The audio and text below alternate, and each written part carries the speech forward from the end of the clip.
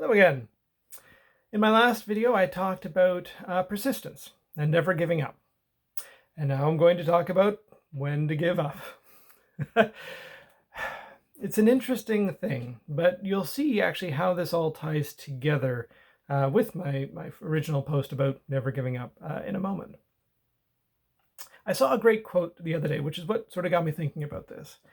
And the essence of it was that sometimes giving up isn't a bad thing. That giving up on something that really isn't working for you and focusing on something that will work for you is actually what very successful people do. If they try something and it doesn't work out, they move on. And the important thing here is that these people are not giving up on, they're giving up on a single thing. They're not giving up on their end goal. If I give up on a book or a trilogy, which I have done, then that's one thing. If I give up on writing entirely, that's something else. It's completely different. So this is actually a very important thing for us creatives to remember, where we're very project-based in a lot of ways.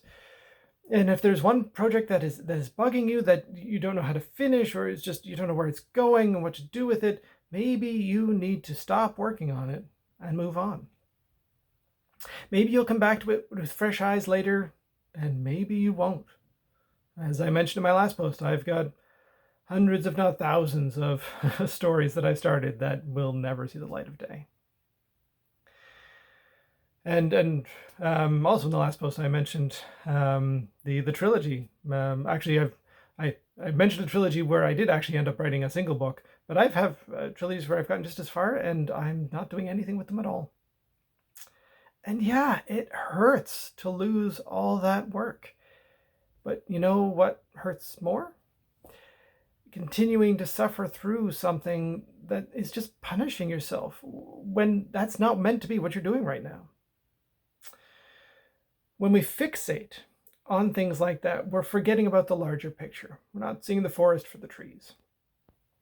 And yes, for some creative types, all it takes is that one masterpiece that they've slaved over their entire life. But for most of us workaday creatives, it will be in quantity where we make our living, and probably not that one perfect piece.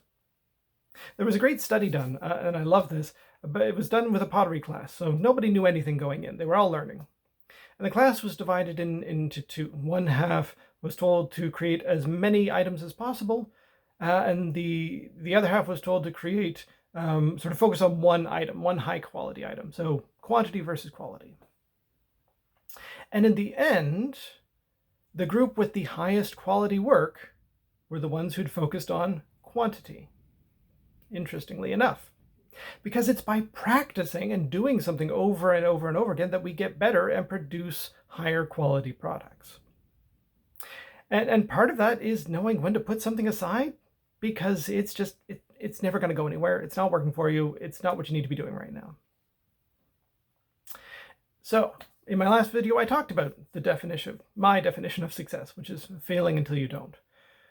And sometimes what that means is saying that what we're working on now, yeah, that's going to be a failure, at least for now.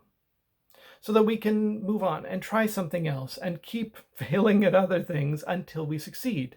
Or maybe until we learn something that allows us to come back to the project we're currently working on and make that our success.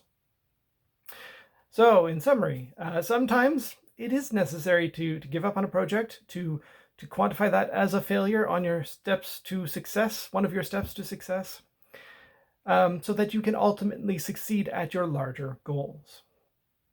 And if you're feeling stuck about a project you're working on at the moment, I'd love to hear from you.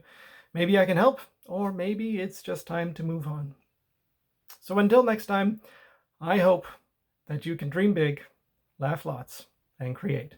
Thank you.